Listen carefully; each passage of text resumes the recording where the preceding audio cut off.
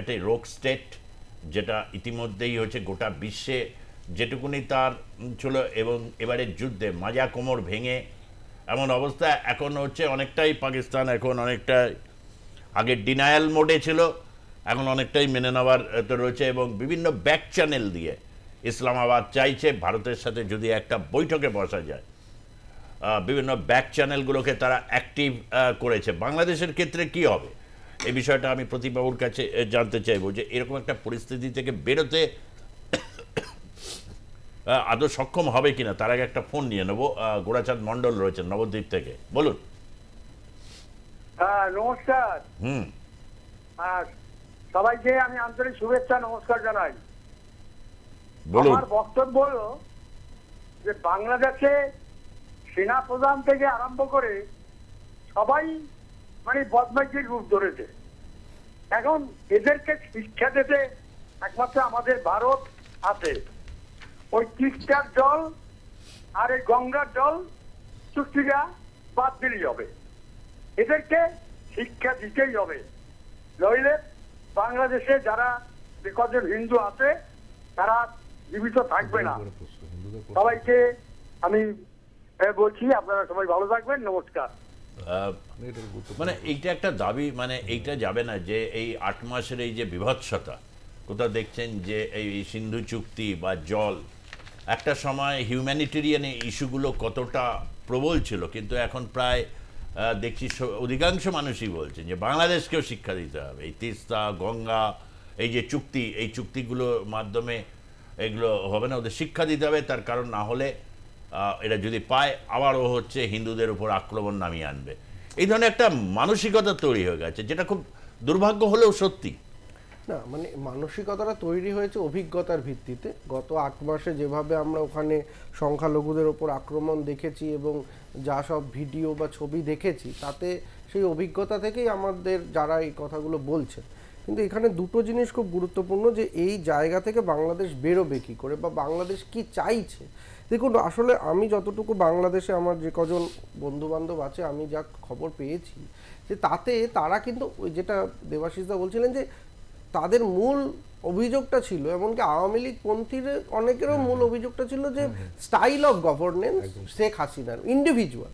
এটা কিন্তু এই নয় যে পুরো আওয়ামী লীগকে ভেঙে দাও, গুড়িয়ে দাও, মুজিবের স্মৃতি নষ্ট করে দাও। তারা বলছিলেন যে শেখ হাসিনা কোথাও গিয়ে হয়তো একদিকে যেমন জামাতের সঙ্গে সমঝোতা করছেন, আবার কোথাও গিয়ে এই ভারসাম্য রক্ষা করতে গিয়ে উনি স্টাইল অফ গভর্নেন্সটা একটু স্বৈরতান্ত্রিক করে ফেলেছিলেন। তো ফলে সেটাই তার দলের সমর্থকরাও অনেকে ক্ষুণ্ণ হয়েছিল। এবং সবথেকে বড় কথা, তারা যেটা এখন চেয়েছিল সেটা হচ্ছে একটা পরিমার্জিত আওয়ামী লীগ, ট্রান্সফর্মড আওয়ামী লীগ। এইটাই ওই দাবিটা ছিল। কিন্তু এখন যেটা হচ্ছে যে দেখা যাচ্ছে, এবং এখান থেকে বিএনপির যারা সভ্য সমর্থক, এই যে আজকে যারা তাড়া করছে বা জলের বোতল ছুলছে, এরা কারা? এরা কোথায় ছিল যেদিনকে ৩২ ধানমন্ডি গুড়িয়ে দেওয়া হলো? এই যে নির্বিচারে মানে একটা ২৪-২৬ ঘন্টা ধরে বাড়িটাকে গুড়িয়ে দেওয়া হচ্ছে, তখন এরা কোথায় ছিল? তার মানে কি? তার মানে এর পেছনে অন্য যে রাজনৈতিক দলগুলো আছে তারাও কিন্তু আজকে আশঙ্কা করছে যে আজকে আওয়ামী লীগকে দিয়ে শুরু, বিএনপিকে দিয়ে কি তার পরবর্তী হচ্ছে বিএনপি। ফলে এই যে প্রতিষ্ঠিত রাজনৈতিক দলগুলো যারা আছে তারা কিন্তু আজকে আশঙ্কা করছে, এবং এই যে ভিড়টা যারা তাদেরকে এখন গণরোষ বলে যে নেতৃত্ব দিচ্ছে, সেটা কিন্তু আওয়ামী লীগের সমর্থকের সঙ্গে বিএনপির সমর্থকও আছে, না হলে এই ভিড়টা একত্রিত হয় না। এবং দ্বিতীয় কথা হচ্ছে যে এই যে ইউনিট সরকার যেটা চাইছে সেটা একেবারেই একদলীয় ব্যবস্থা চাইছে, এবং সেই একদলীয় ব্যবস্থায় যে নতুন রাজনৈতিক দলটি হয়েছে, যেটা তাদের না আছে কোনো ভিশন, না আছে কোনো মিশন, তারা কিভাবে এই দেশটাকে পেছন থেকে জামাত তাদেরকে চালাবে, এইভাবে তারা তৈরি করতে চাইছে পুরো ওইখানের রাজনৈতিক ব্যবস্থার রূপরেখা। যেটা বাদ সাধছে, যেটা গৌতমবাবু খুব সুন্দর করে বললেন, যে অর্থনীতি, এই অর্থনৈতিক যে জায়গাটা, সেটা কোনো পরিবর্তন গত ৮ মাসে হয়নি। কোনো যে এই যে কোটা নিয়ে যে কথাবার্তা, সেটা নিয়ে কি ফলাফল এলো সেটাও তো এই ৮ মাসে আমরা জানতে পারলাম না। যে হ্যাঁ, যে আন্দোলন হয়েছিল সেটা এখন আবার যখন আমাদের ওখানে নিয়োগ হবে, সেখানে কোটার জায়গাটা কোথায় থাকবে। ফলে মূল যে জায়গা নিয়ে আন্দোলন, সেই মূল জায়গাগুলো এরা টাচ করেনি। এরা ইনিয়ে বিনিয়ে অনেকক্ষণ ধরে অনেক দিন ধরে যাতে টিকে থাকি, এবং আরও জানে এই যে ডিসেম্বর আসছিল, ডিসেম্বরের মধ্যে নির্বাচন করার কথা, এই সময় যদি আমি মাঝে মাঝে আওয়ামী লীগকে নিষিদ্ধ করে দিই, এই নিয়ে এখন একটা চর্চা, আন্দোলন, বিকল্প আন্দোলন এইসব হবে এবং আরো নির্বাচনটা পেছাবে এবং আরো আমি এরকম ভাবে থেকে যাব উপদেষ্টা হিসাবে। ফলে এই জায়গাটায় অবশ্যই ভারতবর্ষর এইখানে যেরকম পাকিস্তানের কোনো খারাপ যে সন্ত্রাসবাদী কার্যকলাপে ভারতের অগ্রণী ভূমিকা নিতে হবে, মার্কিন যুক্তরাষ্ট্র তো খোলা হাত দিয়েছে ভারতকে যে you take care of the situation, prime মিনিস্টারকে বলেছে প্রেসিডেন্ট ট্রাম্প। ফলে আজকে ভারতবর্ষকে কিন্তু শুধুমাত্র যে আমি আকারে ইঙ্গিতে বোঝাচ্ছি আমি বিরক্ত তা কিন্তু নয়, তাকে পরিষ্কার একটা বলতে হবে যে যেটা ভারতবর্ষের যে এই যে আমি বলি যে আজকে হচ্ছে ইন্ডিয়ান নলেজ সিস্টেম নিয়ে আমরা অনেক কথা বলছি, যে আমাদের জ্ঞানের যে চর্চা সেটা কিন্তু আজকে দক্ষিণ এশিয়ার জ্ঞান চর্চার ভান্ডার হিসাবেও যে এই যে গণতন্ত্র, বহুত্ববাদ, এগুলো কিন্তু ওখানে থাকতে হবে। এখন কথা হচ্ছে ভারত যদি হিন্দু রাষ্ট্র হয় তাহলে আমাদের এটা হতে ক্ষতি কি, কিন্তু বুঝতে হবে ভারত হিন্দু রাষ্ট্র হওয়ার প্রচেষ্টা করছে কি না করছে সেটা সংবিধান, নির্বাচন এগুলো কিন্তু নিয়মিতভাবে হচ্ছে। নির্বাচনে যদি একটা এমন দলকে দেয় যে সেই দল তার আকাঙ্ক্ষা পূর্ণ করতে পারবে, নির্বাচনের মাধ্যমে তো সেটা হচ্ছে।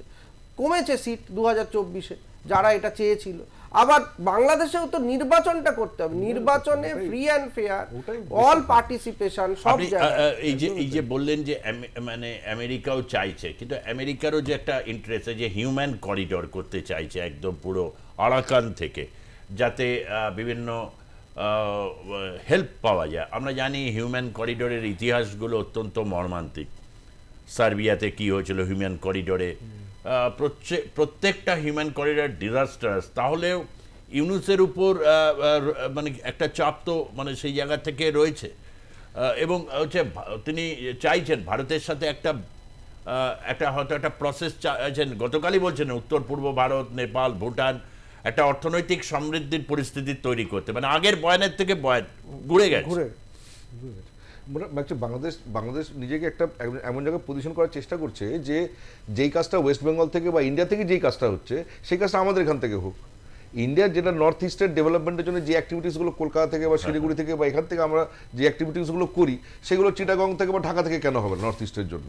ঠিক আছে, এটা তো পার্টনারশিপের কথা, এটা তো ইতিবাচক কথা, কোনো সমস্যা নেই। তো সেই জন্য এটার পার্টনারশিপের মধ্যে দিয়ে করাই যেতে পারে। কলকাতা ঢাকা করিডোর করে নর্থ ইস্টের ডেভেলপমেন্ট অবশ্যই অনেক দ্রুত হবে। শিলিগুড়ি সিলেট দিয়ে সেই মাধ্যমে মেঘালয়, মিজোরাম এটা হতেই পারে, বা আরাকানের মাধ্যমে আমরা সুন্দরবনের মাধ্যমে গ্রেটার সুন্দরবন ডেভেলপমেন্ট করাই যেতে পারে, এটা কোনো অসুবিধা না। কিন্তু এটাতে ইতিবাচক কথা যে বাংলাদেশ চাইছে ইন পার্টনারশিপ। বাংলাদেশ চাইছে যে নর্থ ইস্ট, আমাদের ইন্ডিয়ান নর্থ ইস্টের যে ইকোনমিটা আছে তার সঙ্গে যুক্ত হয়ে যেন কিছু তার ফলাফল ভালো জিনিস সে পায়। কিন্তু এটা তো তার প্রসেস নয়। ব্ল্যাকমেল বা গাজুয়ারি বা পাকিস্তানের জুজু দেখানো এটা তো তার প্রসেস নয়, বা ওনার দেশে যে সংখ্যালঘুরা আছে হিন্দুদের তাদের উপর অত্যাচার করা এটা তো তার চিন্ময় প্রভুকে জেলে পুরে রাখা এটা তো তার প্রসেস হতে পারে না। এইভাবে তো সেই কাজটা করা যেতে পারে না। আপনাকে তো একটা, আর সবচেয়ে ইম্পর্টেন্ট হচ্ছে যে আমাদের সাবকন্টিনেন্টের মেন স্পৃহা হচ্ছে ডেমোক্রেসি। দেখুন পাকিস্তান এক্সট্রিমে গেছে, অনেক এক্সট্রিমে গেছে পাকিস্তান। ওখানে মিলিটারি ডিক্টেটরশিপ হয়েছে, ওরা 4 বার না 5 বার বোধহয় সংবিধানই নতুন করে লিখেছে, ওরা 5 বা 6 বার 4 বার তো বোধহয় আমি জানি যে ওদের নতুন করে লিখেছে পাকিস্তান। কিন্তু তবুও লাস্টে আজকেও পাকিস্তানে কিন্তু একটা নির্বাচিত সরকার, যেরকমই হোক, ঠুটো জগন্নাথ হোক, ভাঙাচোরা হোক, যেরকমই হোক, তবু একটা প্রধানমন্ত্রী আছে। ওরা পারভেজ মুশারফকে ওরা রাখেনি, আইয়ুব খানকেও রাখেনি। তো democracy is the basic parameter. Without democracy এই সাবকন্টিনেন্ট যেটা প্রতীক স্যার যেটা গৌতম দা বলার চেষ্টা করছেন যে without democracy nothing is possible. Bangladesh কোনো ফিউচার ও ভাবতেই পারবে না বাংলাদেশ উইদাউট ডেমোক্রেসি।